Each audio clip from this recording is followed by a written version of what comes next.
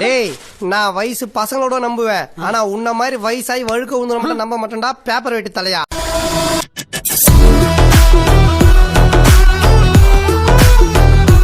உலகத்திலே இப்படி ஒரு அண்ணன் நமக்கு கிடைத்திருக்கிறாரே, அதுதானே பெருமை. சும்மா எதுக்கெத்தாலும் பெருமை பெருமைன்னு உங்க பெருமையில எருமை மூத்திரம் பைய. நம்முடைய சின்னையா இதோ உங்களிடத்திலே சிறப்புரை ஆற்றுமாறு உங்கள் அனைவரும் அன்போடு அழைக்கிறோம். என்னென்ன ரீல் விடணுமோ போட. என் உயிரினும் மேலான அன்பு பாட்டாளி சொந்தங்களே, உங்கள் அனைவருக்கும் இந்த அன்புமணி ராமதாசன் பணிவான வணக்கங்கள். பெரிய சொல்லின் செல்வர் பேசிட்டாலும் பேச்சு வன்மையில நாட்டையே திசை திருப்பி விட்டுருவான். உரிமை மீட்க, தலைமுறை காக்க. இந்த ஒன்ன தாங்க 9 வருஷமா ஊருக்குள்ள சொல்லிட்டு சுத்துறான். திருவிழாவுக்கு போனாலும் இதுதான் சொல்றான், சந்தைக்கு போனாலும் இதுதான் சொல்றான். 100 நாட்கள் தமிழ்நாடு முழுவதும் சென்று பொதுமக்கள் கிட்ட நல்ல பேர் வாங்கி அப்படியே ஆட்சி பிடிக்கலான்னு பாக்குறீங்களா? இந்த பாரு, இந்த ஏரியாவில் நான் இருக்கிற வரைக்கும் அது நடக்காது. உங்களுடைய உரிமைகள் என்னவென்று தெளிவுபடுத்தி தமிழ்நாட்டிலே ஒரு ஆட்சி மாற்றம் வர வேண்டும். அதெல்லாம் நடக்கிற காரியமாங்க. நீங்கள் எல்லோரும் ஒன்று சேர வேண்டும். எதுக்கு உன்னை காரி துப்புறதுக்கா? கட்சி, ஜாதி, மதம், இனம், மொழி வேறுபாடு என்று யாரு எதை பேசுறதுன்னே நாட்டுல விவசாயம் இல்லாம போச்சுடா. தமிழ்நாட்டில் ஒரு மாற்றம் வர வேண்டும் என்ற நோக்கத்திலே ஒரு பண்ண வேணாம் சார், எல்லாம் சரக்கு போட்டு மூடிட்டு குப்புறப்படுத்துங்க. அதிலும் சோளிங்கர் என்றாலே எனக்கு உற்சாகம் மேலும் மேலும் கொடுக்கின்ற ஒரு பகுதி.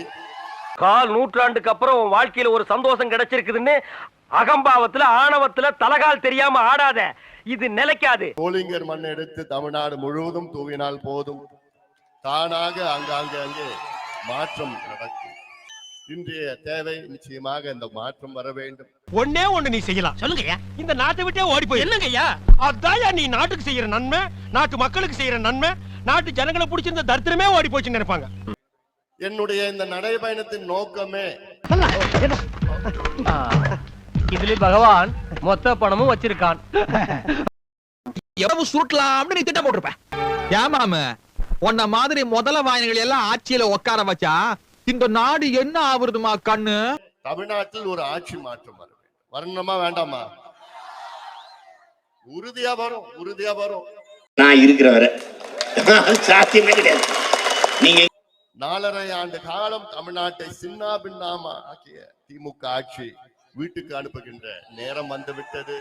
இவர் பெரிய பிட்டாக்கா பிதர் கோபால அப்படியே ஆவணன் பார்த்திய வெறுப்பேத்தி கதிகாலங்க வச்சிருவாரு. திராவிட மாடலுக்கு விடை கொடுப்போம், தமிழ்நாட்டை மீட்டெடுப்போம். ஏண்டா எங்களை இன்னமுமாடா நம்பிக்கிட்டு இருக்க? எங்க பேசிக்கிட்ட பார்த்தாவே உனக்கு தெரிய வேணாமா அவங்க தருவாங்களா தரமாட்டாங்களான்னு? இன்னும் பச்சை பிள்ளையா இருக்கேடா. திராவிட மாடலுக்கு விடை கொடுப்போம், தமிழ்நாட்டை மீட்டெடுப்போம். Big joke, big joke.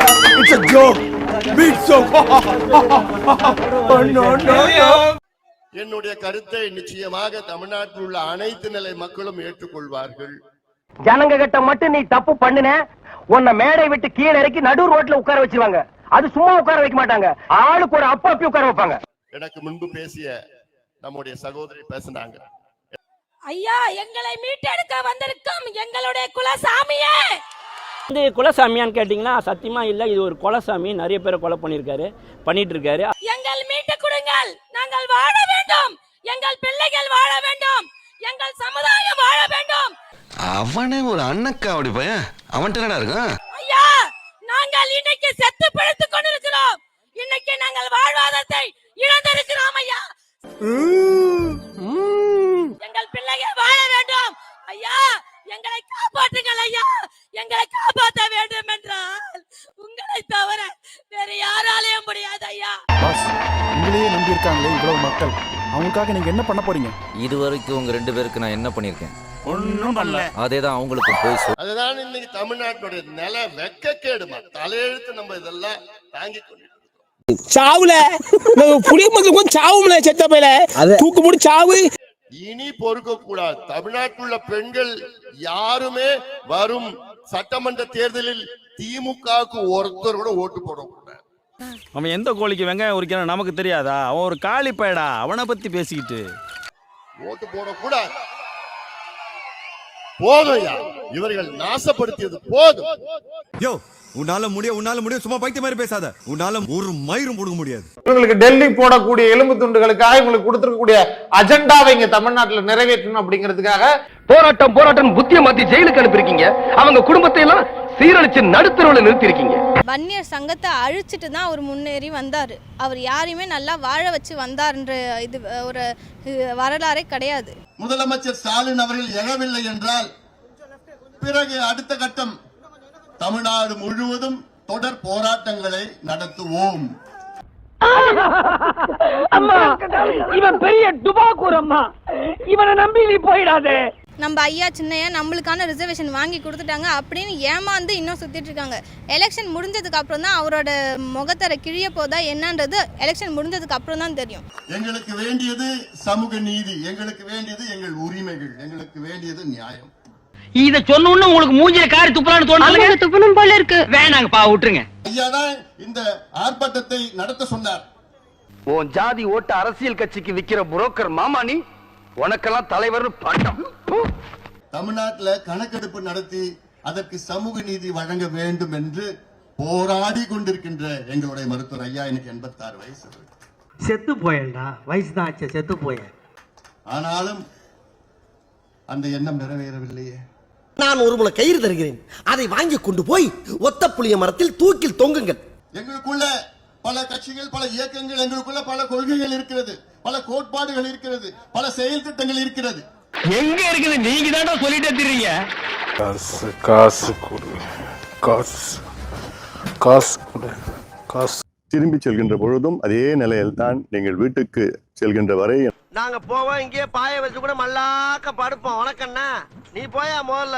காவல்துறை என்ன சொல்கின்றார்களோ அதை நீங்கள் கேட்க வேண்டும், கட்டுப்பாடுடன் இருக்க வேண்டும்.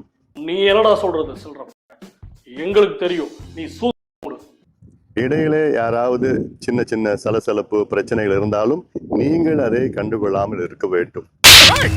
அதெல்லாம் நீ சொல்லக்கூடாது. ஏன் சொல்ற நீ? அதெல்லாம் நீ சொல்லக்கூடாது. இன்னைக்கு ஒரு முடிவோட தான் இன்னத்து கிளம்புவேன். அப்படி யாராவது உங்களை யாராவது தூண்டினாலும் சீண்டினாலும் அமைதியாக இருங்கள். எங்க முதல்ல சொல்லு. இத முறப்பிரகாரம் சொல்லி வர்றது பெரிய சாதனை. இத மறுபடியும் முதல்ல சொல்லணும்னா என்னங்க அர்த்தம்? சொல்ற உண்மையை சொல்லிடுறேங்க. அதாவது புஜங்களை தூக்கி கொண்டு என்ற சத்தத்தோடு கலவரத்திற்காகவே அரசியல் படுத்தப்பட்ட பாமகவினர் வருவார்கள். எனவே அவர்களிடம் நீங்கள் சிக்கிக் கொண்டு தவிக்க வேண்டாம் என்ற நல்லெண்ணத்தின் அடிப்படையில் தான் கூறுகிறேன். தயவு செய்து அங்கு வராதீர்கள் பொதுமக்கள். இத நேரடியா முதல்லயே சொல்ல வேண்டியதாடா. ஆள பைத்தியமாங்களான்னு பாரியா? ஒரு கிக் இருக்கட்டுமே சொல்ல வந்தாங்க. பாட்டாளி மக்கள் கட்சியின் தலைவராக இனி நானே செயல்படுவேன் என்று டாக்டர் ராமதாஸ் அறிவித்திருக்கிறார். செத்துருவேன் நான் இப்ப வீட்டுக்கு போயிட்டு. ப்ரோ எனக்கு தெரியாம வருது ப்ரோ. இப்போ தலைவராக இருந்த அன்புமணி இனிமேல் செயல் தலைவராக செயல்படுவார் என்ற அறிவிப்பையும் அவர் வெளியிட்டிருக்கிறார். உனக்கு என்ன பிடிக்காதுன்னு ரொம்ப ஸ்ட்ராங்கா எனக்கு தெரியும். என்னதுடா என்ன பிடிக்காதுல்ல உனக்கு? யார நம்பர்னே தெரியல தாசண்ணா. கூட்டணி, அந்த கூட்டணி, இந்த கூட்டணி, கட்சிக்குள்ளே கூட்டணி, கட்சிக்குள்ளே கூட்டு, இதெல்லாம் நடக்காது தம்பி, நடக்காது கண்ணு. அதனாலே நீ உன்னை திருத்திக் கொள். இல்லை என்று சொன்னால் இன்னும் 2-4 செல்போன் வச்சிருக்கிற, இன்னும் 4 வாங்கிக்க, பொழைச்சிக்கோ, ரியலைசேஷன் பண்ணிக்கோ. ஆனால் நீ இந்த கட்சியில பொறுப்பில் இருக்கவே முடியாது, இருக்கவே முடியாது.